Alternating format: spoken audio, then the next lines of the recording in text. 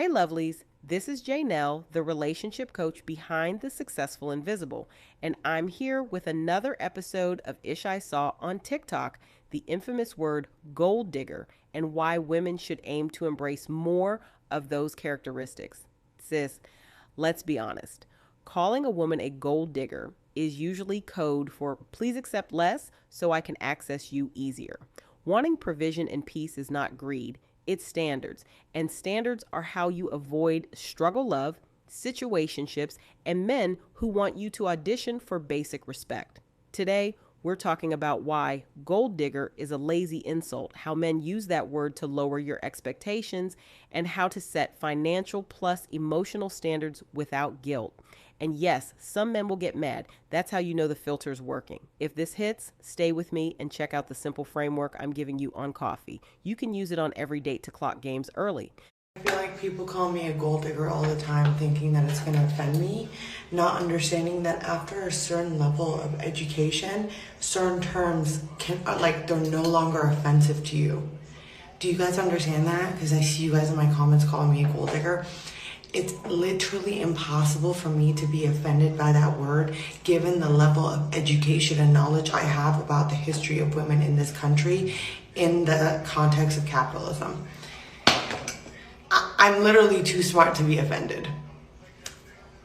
But you keep at it.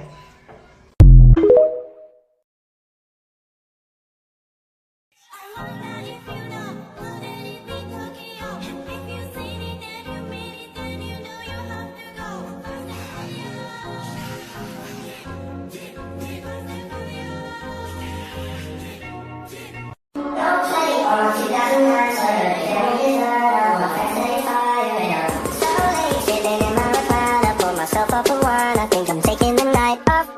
Don't play on my 2000. If I'm finished now, bitch, I just begun. I ain't giving out no 90 to no nigga just for fun. Are you dumb?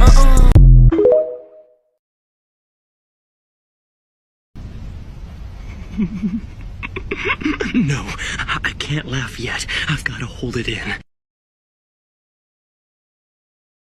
Hey guys, excuse my appearance. I just did a Pilates class. I am beat. So anyways, I just had a quick question. Why is it that when women, especially women of color, black women in particular, when we decide that we want better for our lives and want to manifest and date someone that can take care of us financially, physically, emotionally, spiritually, in just every way that we desire to be taken care of, and we finally get that, we're called gold diggers. Like any other race does it, and it's fine. Like, is the point of dating and being with someone not to find a partner that can take care of you in all the ways?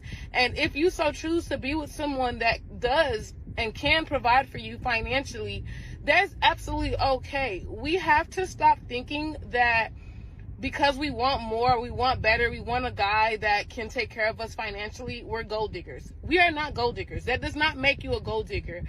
Every type of love does not have to come with struggle. Like, a lot of people have this misconception, oh, if we didn't struggle together, or if, you know, he's taking care of me, then I have to allow the cheating and I have to allow the abuse and all of that. No, you have to really, truly do believe that you deserve that. I know that I do.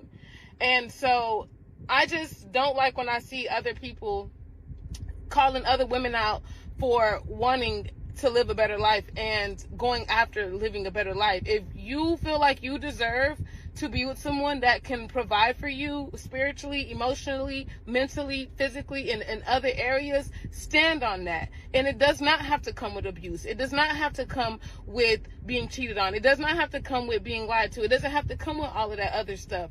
Like, we gotta let go of this struggle mentality and this struggle love. I get that a lot of us have not seen healthy relationships, or that our grandparents or parents dealt with it, and so we thought that that's what it's supposed to be. But for me in my house, no. I enjoy being taken care of. I enjoy being loved properly, and you should definitely not settle, because everybody's gonna always have something to say, and at the end of the day, only person's happiness that matters is yours.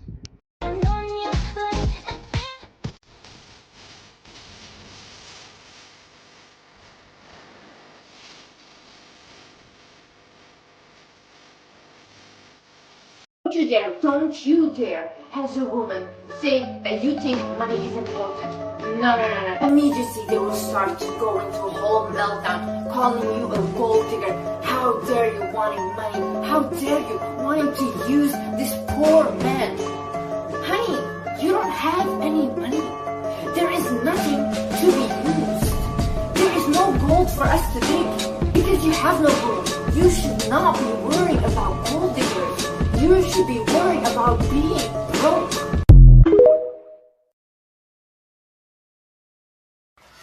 Okay guys, let's talk really quickly. Last week Friday I did a 5-hour live talking about the codes that men use to confuse women, to lie to women, to trick women, okay? And let me first start by explaining what code is.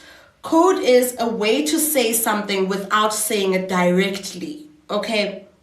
A way to say something without saying it directly, because you know if you say it directly, the person's either going to be turned off, or the person's going to walk away, or the person's not going to be interested in you. So an example, a general example of a code is, if somebody asks you, how do I look? And you say, oh girl, you may want to change that outfit. Okay, that's code for you don't look good. You know, you don't want to be direct, but you don't want to hurt the person's feelings. So let's quickly get into a few codes that men use when they speak to women.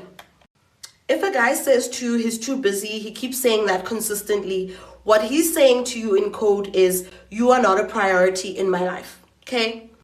If a guy tells you he's been hurt in the past, or he's been used by a woman in the past, or he starts talking about his past and how he doesn't want to get hurt again, how he doesn't like gold diggers, all he's saying in code is, don't ask me for anything.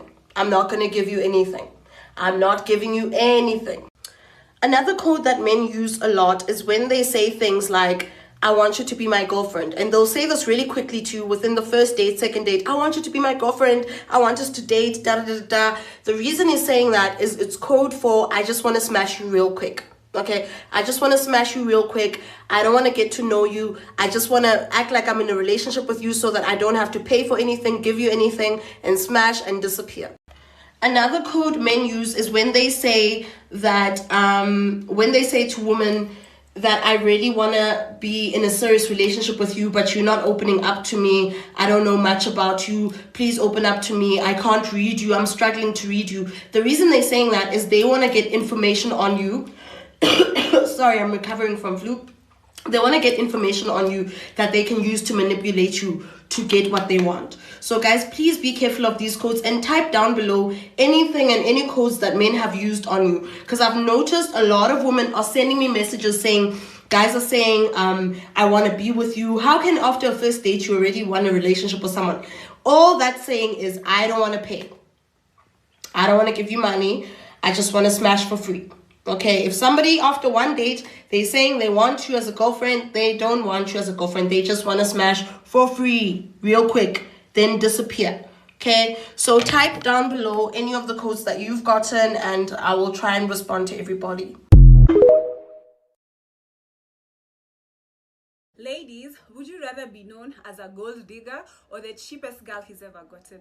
Quickly, I need to answer my question. Would you rather, when a guy is talking about you, he says how much effort he had to put, how much money he had to spend, how much he had to take you on expensive dates, how much he had to take you on expensive restaurants? Or would you rather the guy just says, yeah, all I had to do was invite her to my place. This girl is the one who is texting me. She's even taken me out. We've gone out and she's paid the entire tab. Would you rather a guy sees you as high value or a guy sees you as no effort? You know why men get what they want? Because they ask for it. A man is somebody who will ask to sleep with you on the same day that he has met you. But you are afraid to say, I don't want to go to a cheap date and I'd rather go to a good restaurant. Why are you ladies so afraid of having standards and vocalizing those standards? Men are never afraid to say what they want. And 9 times out of 10, they will get it because they had the audacity to say it. I need you ladies to start voicing yourself. Start carrying yourself in a way that you even look expensive, that someone will not even approach you with nonsense and low-value dates. If you don't want to go and drink keg on your first date and you want to go to a good restaurant in Westlands, state your standards. Of course, not every man will be able to afford taking you to a very good high-class restaurant where he'll probably spend like 10K on that date. But It doesn't mean that you have to go to the cheapest thing ever just so that he can see that you are not a gold digger. Why do ladies even get offended when somebody calls you a gold digger? What would you rather be digging for? Like sand, air, paper? Don't be scared. Do not be scared. Say what you want. Either somebody will give it to you or he won't. One monkey does not stop a show. Have you people ever seen a football match end because one player got injured? No, they sub the next player immediately because the show must go on. So do not feel afraid. State your standards. They'd rather call you a gold digger, babes, than the cheapest girl that he has ever gotten. Let's jump into my favorite part of all of the content I post on YouTube, and that's just my thoughts, where I get to kind of express what I feel about whatever we have read or gone over. So let's get into it.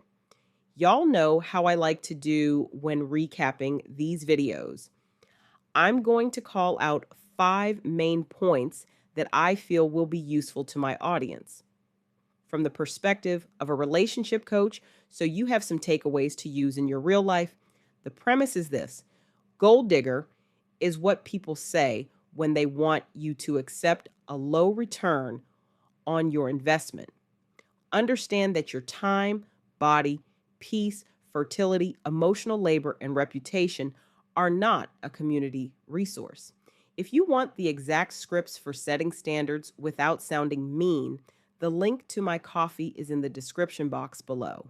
Point 1. Calling a woman a gold digger is a control tactic. Gold digger gets used to shame women for naming reality. Money affects safety, housing, healthcare, options, and stress. If the moment you say money matters, they melt down. He is trying to manipulate you by calling you a gold digger. Just think, would you rather be called a gold digger or the cheapest girl he's ever gotten? In partner selection research, financial prospects/resources consistently ranks as more important for women than men on average, often explained through economic and caregiving realities, not greed. Surveys also show many adults say traits like steady job/financial stability matter in a spouse/partner. A script you can use if a man ever calls you a gold digger is, I date intentionally. Financial stability and generosity matter to me, and so does character. If he argues with your standard instead of asking what it looks like, that's information that you need to take action on promptly and block that man after the date. Point 2. Standards protect you from mediocre effort. The risk isn't a man spending money. The risk is you paying the hidden costs, emotional labor, mental load, and free girlfriend benefits to a man who's not investing back. Often men use codes like I've been hurt / I hate gold diggers to mean don't ask me for anything. Once again, my dear, that is information. Relationship science often frames commitment as a mix of satisfaction, quality of alternatives, and investments. When you invest more, time, caretaking money, without reciprocity, the dynamic can trap you. In abusive dynamics, controlling money or leveraging money to control choices is recognized as a form of abuse. It's not romantic, it's power and control. Here's a rule to always follow: no wife benefits at girlfriend level. Watch out to see, does he respect your no, or does he try to negotiate your boundary into dust? I have a checklist called Is He Investing or Extracting? Inside my exclusive coffee membership because confusion is expensive. Point 3. Say standards early, not angrily. Remember, standards aren't a fight, they're a filter. Calm voice, clear words, let the results speak. For example, when men ask women what they want, oftentimes women are scared to say, I don't do cheap dates. Studies on couple conflict show that how people communicate during disagreement predicts relationship outcomes. Patterns like stonewalling and contempt are associated with distress. Your goal isn't to win a debate, it's to observe how he handles reasonable preferences. A script you can use when conveying standards early is, I enjoy thoughtful dates. I don't do last minute, low effort first meetups. Then stop talking. Let him respond. Point 4.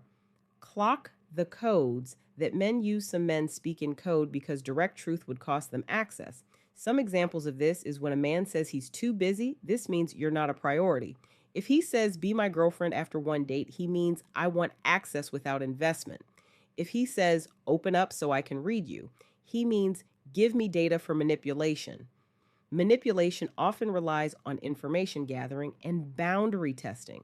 Healthy interest looks like curiosity plus patience, not urgency plus pressure. Boundary respecting partners accept pace and consent. Controlling partners push for accelerated intimacy and access.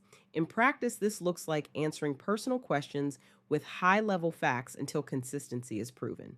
You can just say, I'm getting to know you. I share more over time. Point 5. Your non negotiables are money, character, and safety. Provision without respect is a trap, and chemistry without stability is a bill you'll pay later. Know that struggle love isn't proof, it's a pattern. Financial stress and conflict are commonly cited as major relationship strain points. Stability reduces pressure, but only if paired with mutual respect. Abuse is not just physical. Coercion and control can include finances, isolation, and intimidation.